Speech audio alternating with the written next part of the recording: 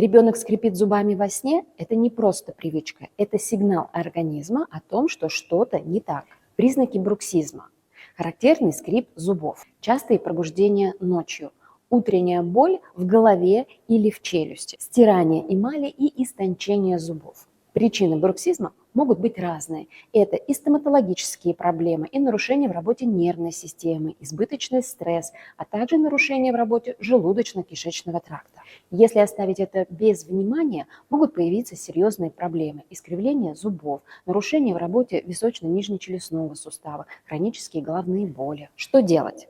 Обратиться к стоматологу, чтобы исключить нарушение прикуса. Проверить желудочно-кишечный тракт. Возможно, причина в рефлюксе или в инвазиях. Проанализировать эмоциональное состояние ребенка. Стресс тоже может быть виновником.